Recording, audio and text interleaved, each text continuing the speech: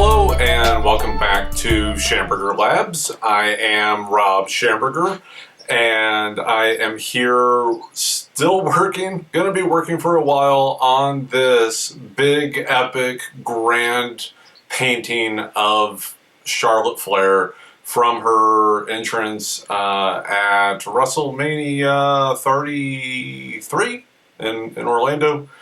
I should probably know that by heart by now. I'm sorry, I don't. This week, doing another Q&A. I put some Q's out on the Twitter looking for some A's. And let's get going on that.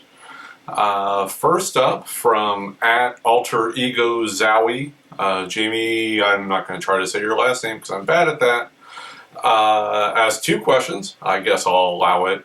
Top 5 favorite comics. I just had to run around and look at my bookshelf to see what my top 5 favorites are, and in no particular order because I just don't know how to rank that. And like some of these, like Reckless by Ed Brubaker and Sean Phillips. It's their latest series. It's the one where they're really gelling well together, but I'm also kind of wanting to say every collaboration between Brubaker and Phillips I find to be pretty much perfect. But right now, man, Reckless is really rocking. And then next up would be Preacher by Garth Ennis and Steve Dillon. Again, a pretty much perfect book. Garth is an amazing writer, and Steve Dillon, what he was able to do with the visual storytelling, with the acting of the characters within the book. I just recently heard that an editor described Steve Dillon as the greatest actor in comic books, and it's there, man. Like the facial expressions, the body language, everything is just incredible. And then it's so clean and easy to read. And then Ennis's script with it is so full and human, and friggin' funny. I love it. Also, it's kind of hard to say this if you're around my age, to not say this. Watchmen by Alan Moore and Dave Gibbons is a high watermark for the art form. It's pretty hard to beat. Every few years I reread it. I used to reread it like once a year, but there's so much good new stuff coming out. I'm not rereading as much. Some I still do. And then also by Alan Moore, this time with J.H. Williams III and a few other artists for a few pages here and there, Promethea. Promethea is... like, I'm not a religious person, but it's probably like the closest I've had to a religious experience reading that book. If you've read it, you know what I mean. And what Williams did with the art on that is kind of untouchable. It's just incredible. The way that he changes up his styles and techniques is just endlessly inspiring to me. And yeah, this magical journey that he and Alan took us on with that book. There's one I reread pretty often as well too. And then James Robinson's Starman, I said his name up first, of course, was Tony Harris, and ended with a good long run by Peter Snabjerg, with just a who's who of guest artists, especially in those times past issues. I consider Starman to be like a cornerstone of my like very like personality. When it was coming out, it was the absolute right book for me at the right time. What are the other cornerstones for me? Would be Stranger in a Strange Land. That yes, I know that book does not pass the Bechdel test by any means, but there were a lot of things in that again, when I was at a certain age reading it, was really like mind blowing. And Babylon 5, the show, just there that's a show I rewatch often, at least once a year. I love that it's on streaming. This version that's on HBO Max right now is incredible, and I hope someday we get the version released that the show creator and showrunner J. Michael Straczynski keeps talking about. So that was one question. Next question that Jamie had was top 5 horror movies for me. And thinking about this and trying to come up with it, funnily enough, I was trying to put a list together while I was sitting in the waiting room at therapy, take a drink because I mentioned therapy.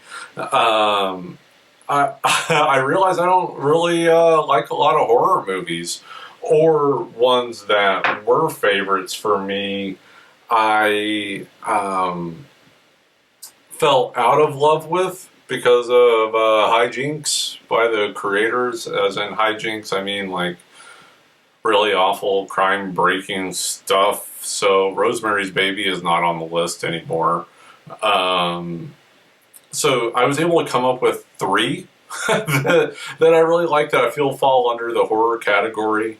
And that is the first Alien movie, the original Halloween movie, and Get Out. There's several Hitchcocks that I would have put on there, but man, more and more finding things out about Hitchcock. The Shining would have been on there, but finding out about the treatment of Shelley Duvall, I just can't get on board with that quite so much anymore. I guess I am just a real drag. I hope someday to include The Thing on my list, but for no good reason. I just haven't seen it yet. I don't know why. I'll get to it eventually. We were going to watch it last year, but with like the pandemic and everything, the subject matter of that movie I wasn't quite feeling at the time. But we'll get there. My good friend David, it's one of his very favorite movies, and he's always getting on me for having not watched it. I will. And next up, we've got my buddy Angela at A Comic Book Girl. You should follow her. She's fun. She asks, what about the cats? How are they? And right now, Kima is sitting next to me, and our boy Korma is laying in a box in the corner. They're doing good. Kima's just an absolute delight all the time. Korma had a bit of a rough patch a few months ago. He's getting older, so some of those old cat things are starting to happen, but he's really bounced back spectacularly. Poor old man gets a little blue pill every day. You know, it happens. But right now, Tiger Force is doing pretty good. And then Angela asks, what is it with these 2 questions? I'll take them. She asks, what's in the to be read stack? And I've actually done a pretty good job lately of winnowing that out some. So I've only got 5 books in my stack right now. Sometimes it's quite a bit more, but I've had a little bit more time to read, which is great. So I've got the Epic Collection of Avengers Operation Galactic Storm. I'm going to read all of that except for the Wonder Man issues because I didn't know Gerard Jones wrote those. If you want to know why I don't want to read the Gerard Jones one stuff, Google his name. It's bad. Didn't know he was part of that. Then we've got the omnibus for She-Hulk, written by Peter David and drawn by a lot of really talented artists. I've never read any of this. I just finished the last omnibus of Peter David's Incredible Hulk run. The first comic I ever bought was part of that. When The Grey Hulk was on Hoover Dam fighting the Absorbing Man. It was my first comic book ever as part of that. So it was cool to revisit all of those. And this whole other kind of side chapter to that will be fun to read. And then I've got the first epic collection of X-Force for John Francis Moore's run with Adam Polina, Popmon, Jim Chung, and others. I am really looking forward to this. I've read issues here and there, but not the whole thing.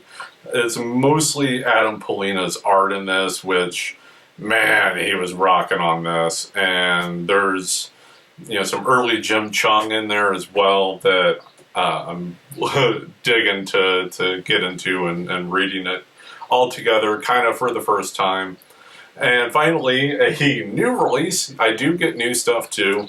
The collection of Batman Reptilian, written by Garth Ennis with just jaw-dropping art by Liam Sharp, who is somehow doing some career best work right now. That dude is talented. Next up, John Anderson, J. Anders 1986 on Twitter, asks, would you ever do a Cubist-style painting of the Shockmaster? Well, as you all know, I only make paintings of the Shockmaster. In fact, this painting that you're watching me make right now is of the Shockmaster. So if I were to ever do a Cubist painting, it would be of the Shockmaster. So really, John, I don't want to edit you here, but I feel like your question should have been, would you ever do a Cubist-style painting? And it should just go without saying that if I did do that, it would be of the Shockmaster. So now, got just a few more. This is a fun one from my mom, just messing with me, asking, how long does it take to paint one of your paintings? That's funny because that's like, especially when I do live art, like the number one thing I'm asked. And it's an impossible question to answer. Thanks, Mom.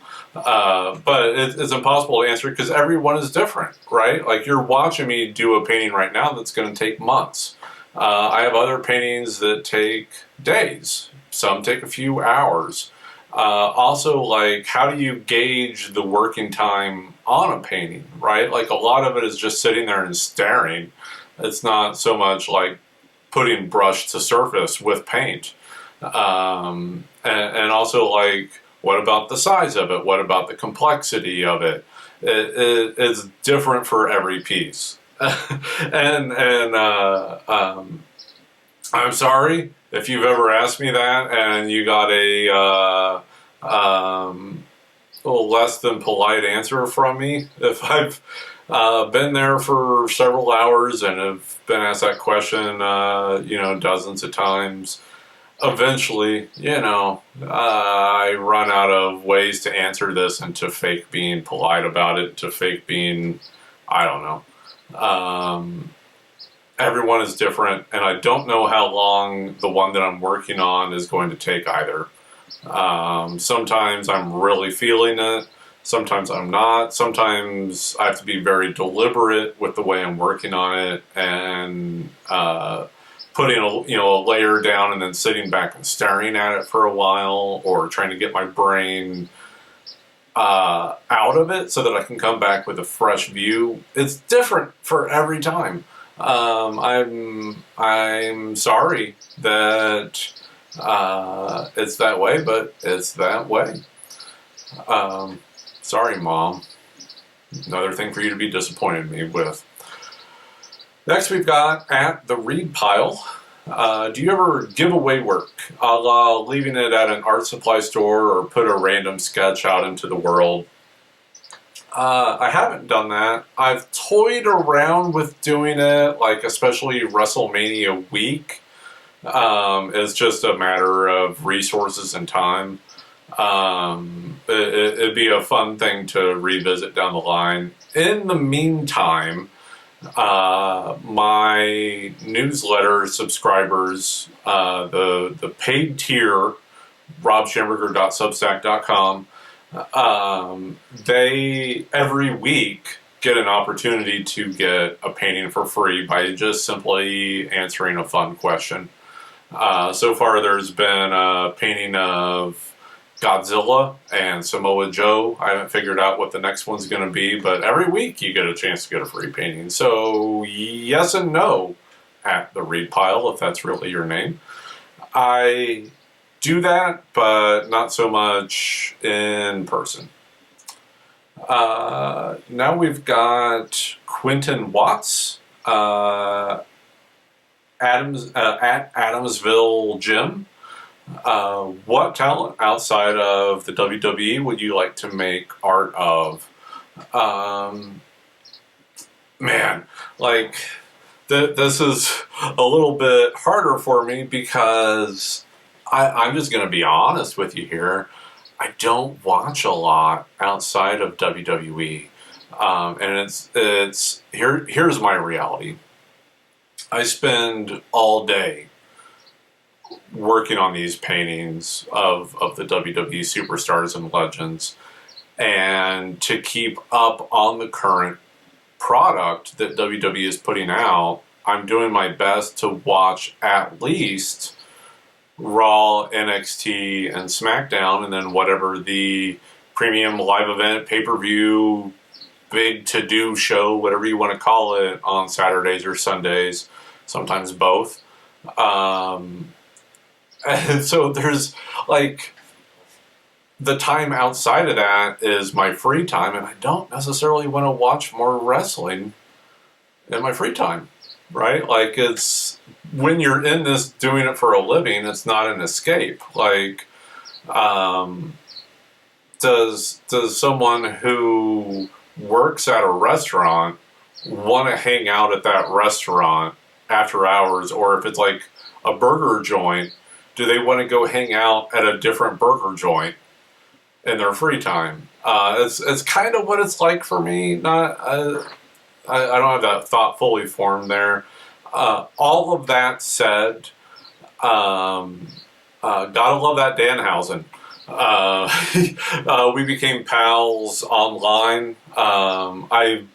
Again, just being very honest, I probably haven't seen more than 15 minutes of AEW programming ever. I'm assuming he's doing an amazing job there.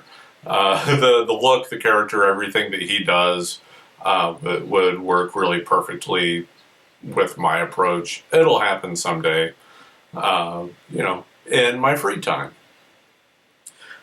Next, we've got at Chaptick, Boy Who Cried Werewolf. That's fun.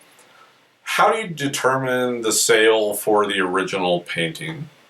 I'm assuming you're asking, how do I determine the price? It's several factors. It's one of those questions that every artist asks. For me, right now, it's based on like a decade's worth of sales data and what the market is willing to pay for certain pieces. And a lot of that comes down to the size, the medium, the subject matter, the timing. All of those things go into helping me factor the price. Also, like, if it's similar size and medium to another painting, I'm not likely to do it lower than whatever my current average price is, because not only does that devalue my own library of work, it devalues the work for my collectors. And I have to be very loyal to my collectors because they're loyal to me. We have to share that. And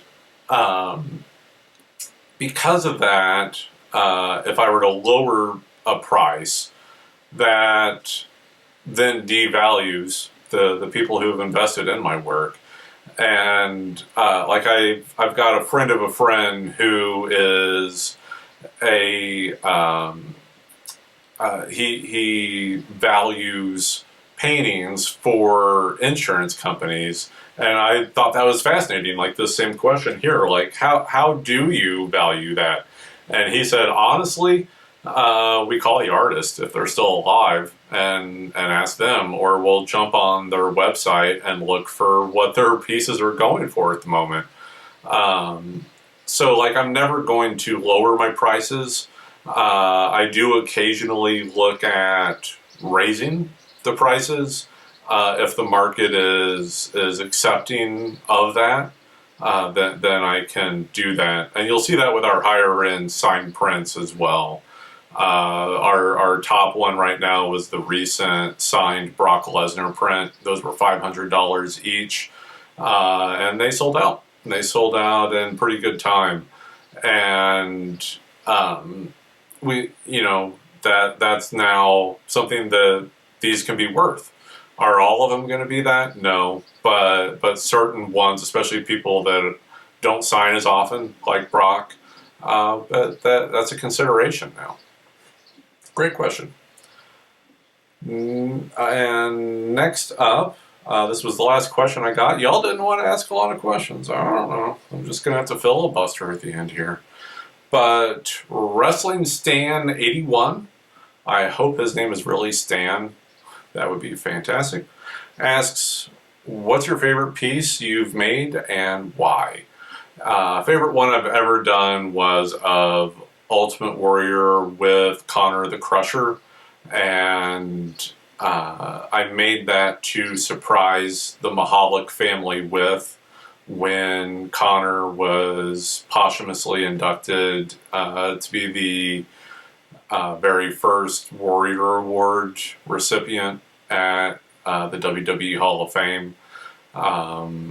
Was able to give the family this painting right after their incredible, passionate speech. I didn't know it at the time. Ultimately, it doesn't matter. But like behind the camera, behind the bright lights, the McMahon family were standing there watching, and I didn't care, right? Like because it was about this family, what they went through, what they were experiencing then, and getting to give them one more thing to hold on to. I don't know that I'll ever do anything that'll match that for me. So, got another few minutes here, and I guess what I would like to talk about beyond, well, first, let's get a bit more into the painting here. I'm finishing up the background, finally. If I were better at editing, I'd throw in an applause sound here.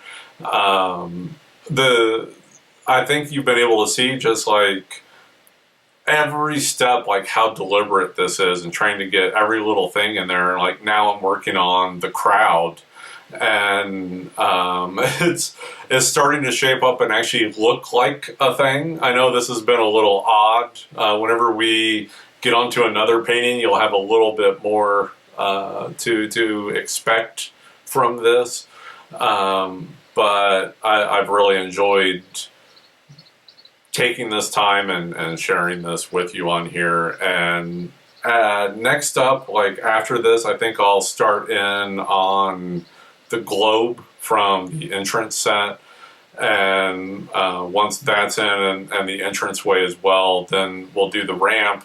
Finally, we'll get to work on Charlotte Flair, which I kind of feel like is almost where the work actually begins. Because, boy, that peacock robe is finely detailed. And gonna have to make sure I have a fine point brush for that one for sure. But in the meantime, something that's been kind of bugging me, I guess we're supposed to do this occasionally, talk about things that have been bugging us. I kind of scratched my head, and I know this exists everywhere. It's not just a wrestling thing, but I'm in this wrestling bubble.